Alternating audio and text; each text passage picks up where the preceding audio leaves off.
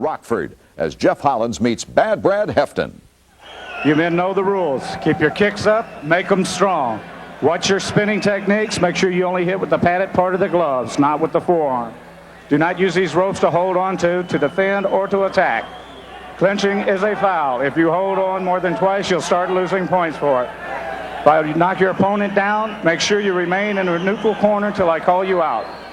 Let's have a good fight, men. Did Hefton wink? I don't think he did. I'll tell you what, that'd be enough for me. I'd just go ahead and pack it all up and get on out of town. There's Jeff Hollins, the 5th-ranked contender in this classification. So this is no ham and egger for this guy. Brad Hefton carries the weight of Rockford squarely on his shoulders as we prepare for round 1, a non-title bout scheduled for 7 rounds. Hefton in blue, trimmed in red. Hollins in the darker shade of blue with white trim. The thing you'll notice about Hefton right away is he comes out throwing a variety of kicks. He's not limited in his kicking ability. A lot of heavyweights don't have that ability that he has, and that gives him a tremendous advantage. Hefton has defended his title 4 times since acquiring it in May of '83. In fact, he won the title on Friday the 13th, which really fits in with the Hefton scenario.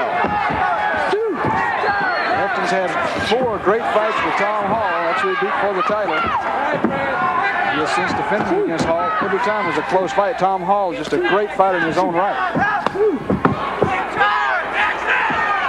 He's in with a good one tonight with Brad Hefton, with Jeff Hollins. Hollins got involved in karate when he was 11 years old. His dad, Hollins' father, was a world-ranked heavyweight contender in boxing. Johnny Hollins in Texas, he and Cleveland Big Cat Williams had some great battles. You might recall Cleveland Williams fought Muhammad Ali in the late 60s. So he grew up in a boxing environment, Hollins did, but his dad would be the first to tell you that he's glad he's in BKA karate. Good right hand from Hollins there. He's held his own in what has been a feeling out period during round number 1. Hollins and Hefton.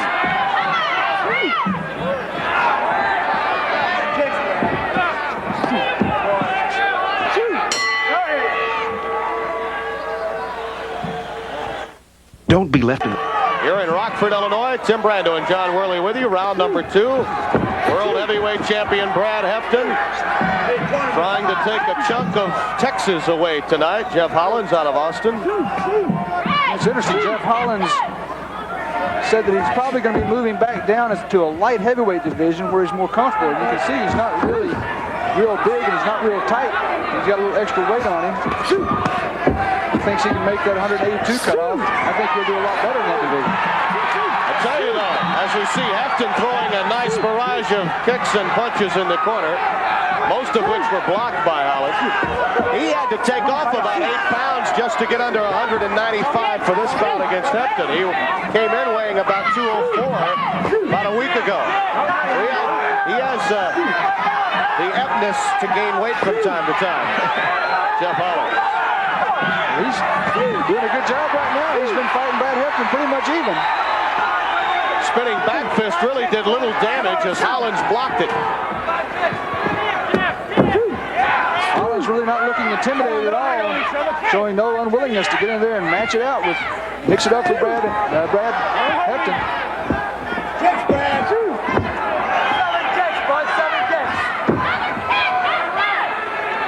You go everywhere in this town and people will tell you about Brad Hefton in all age categories. He's definitely a big hero in Rockford. Oh, there's no limit to the demographics that this guy has been able to pick up. Women over the age of 50 to little boys and girls, a year or 2 or more. They all know about Brad Hefton. The fighters are in a clinch. We're coming down to the end of round number 2, and he got a low blow in, Hollins did. He's being warned. Both Both he and Hefton know it was incidental. It was a jump front kick to the groin. We see Brad Hefton spinning around with a spinning back fist. Hollins has his hands up in nice position. Caught that one on his arms. No harm done. Hefton comes out seething now in round 3. Scheduled for 7, a non-title bout, the world champion in the heavyweight category. How do you have it scored to this point, John? Well, surprisingly, I have Hollins up by 1 point. I gave him the second round, 10-9.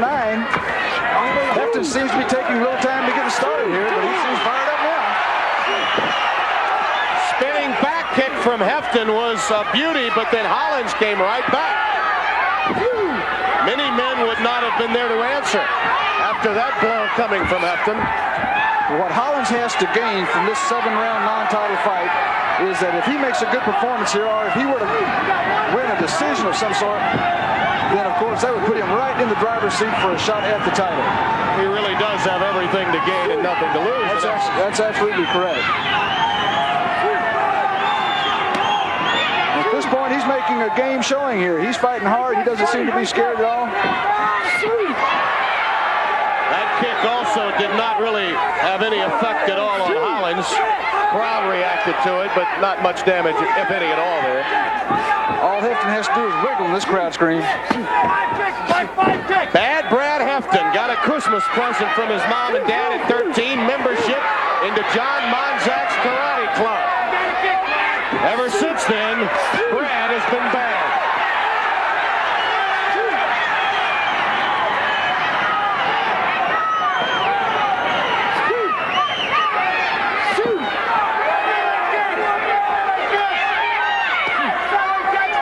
Here in the 3rd round.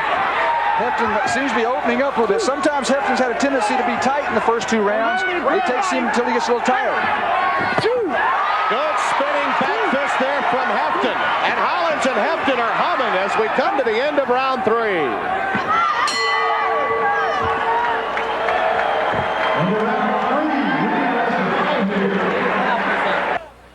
We see Jeff Hollins here keeping his hands up nicely. There's that spinning back fist that everybody cheered here, but it was actually picked off nicely on the back of Hollins' glove. Round 4. Round 4 scheduled for 7. Hefton has to be getting a bit concerned about this game opponent from Austin, Texas, Jeff Hollins. Hefton's only previous loss came in a fight that was sort of like this. He kind of started off slow, and then before he realized it, he was down, and he couldn't catch up. Hollins went the distance with Jerry Rome, the United States champion. So he's been in some wars with some great talent in PKA. It's just not the biggest chunk of all he's ever taken, Hollins. Certainly, Hefton is considered the more powerful between he and Rome, but Rome is a pretty accomplished fighter as well, and Hollins had to face him and went the distance.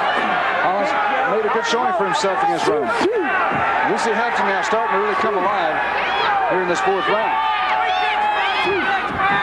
Hefton, 25 years old. Hollins, 21.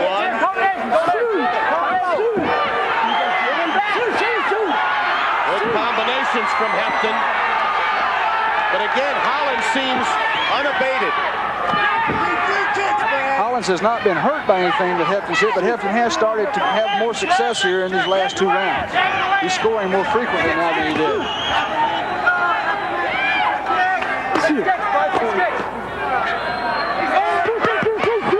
Combinations to the body. That second kick got through to Hollins. The first one hit nothing but air. An air kick.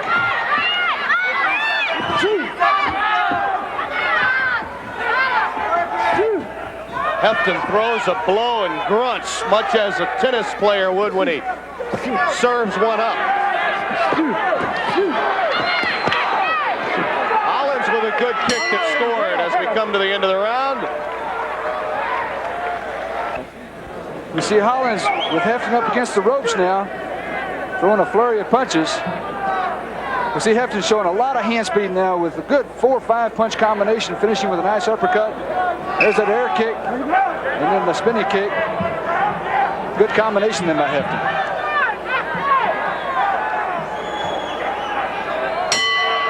Tim Brando and John Worley with you at the Metro Center in Rockford, Illinois. Round 5, Bad Brad Hefton in blue, trimmed in red. The world champion taking on Jeff Hollins. How do you have it scored to this point, John?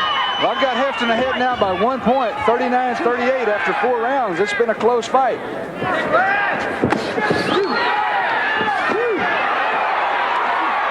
Good left-right. But Hollins just keeps coming. Hollins certainly not afraid to fight. He's in here to give it everything he's got. He's fighting just as if he had a chance for a world championship right now. Oh, that left got into the chin of Brad Hefton. Hefton has been kind of resting in this round. He doesn't really have enough of a lead to be able to do that, in my opinion. He needs to stay busy with Hollins. His most success has been when he's kept a lot of offense going. People talk about the popularity of Hefton here locally, and he says that the thing that he does that makes him so popular is that people can come out here and recognize that they'll see the same type of action in his heavyweight bout as many would see in nothing more than a middleweight bout. See, Hefton thinks he's a flyweight. No one told him he was a heavyweight, so he fights like he's a flyweight. He flies around that ring. Most of this round, though, he's been hanging on, waiting for a big moment. It seems that he wants to finish with a flurry here in this round. Working the body quite effectively. Great left hand after the spinning back kick. That one certainly caught Hollins. Hefton comes back with a jump 360 tornado kick that gets hung up on the rope there.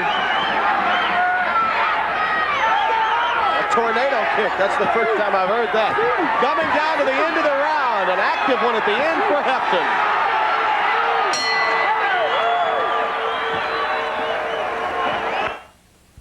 Two of the Brad Hefton, as a trainer, as a manager, and just overall as a person. Monzak gets with Hefton about an hour before the fight and just continues to rattle off verbiage. And Hefton just loves it. He gets all pumped up and really grows to hate his opponent just before he steps into the ring. Brad Hefton is not normally a malicious person out of the ring. I think he probably does have to work at getting himself mentally prepared to get in there. He'd like to fight a few more years, hold the title, and then get out unscathed. He's getting scathed right now. If he doesn't do something that Jeff Hollins has pointed out, I think Hefton is trying to pace himself through this first half of the round and then finish strong.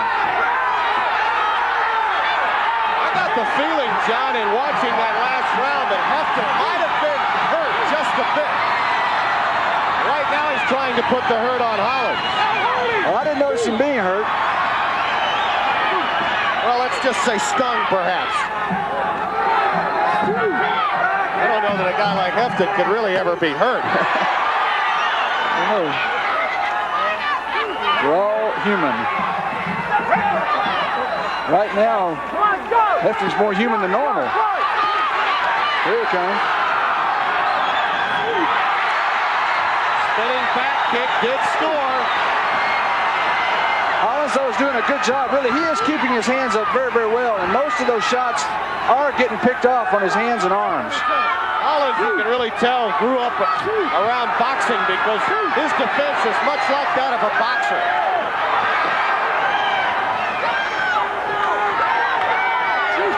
He has been on the defensive in this round because the offense has been coming from Hefton as we come to the end of the round.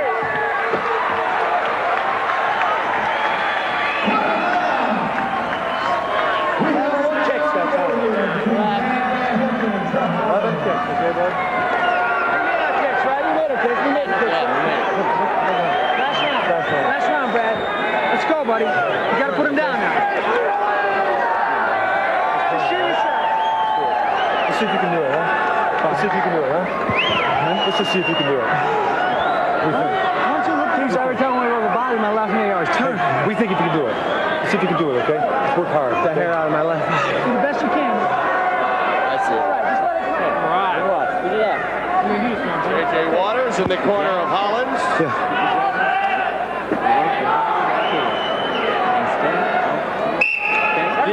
dick.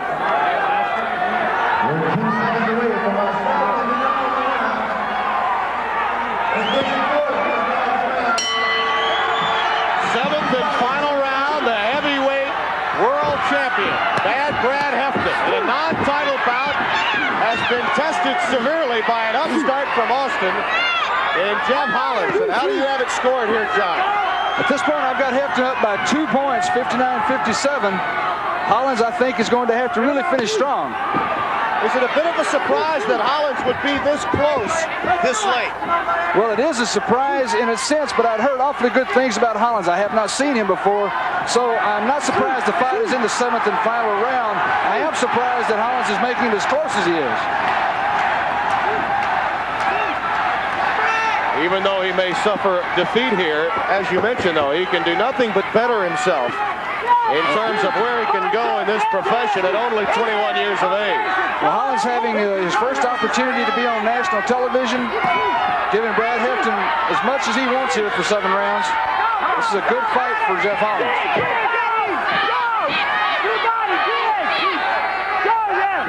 Both fighters appear tired now to a certain extent, though. Hefton is still throwing more kicks and looks to be a bit more active. Hollins appears to be concentrating more on defense rather than offense. Hollins is moving well. Brad Hefton is trying the more spectacular technique. He's throwing a lot of those jump back kicks, and Hollins has managed to avoid most of them. Hollins more basic in his kicking. Hefton trying to measure his opponent for the big blow, but it's evident now that that big blow will not be in his arsenal against the Texan.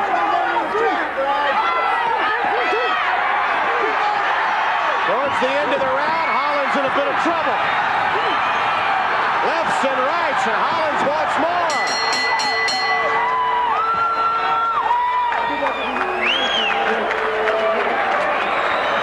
So the world heavyweight champion was given quite a tussle from Jeff Hollins. The decision went to Brad Hefton, but it was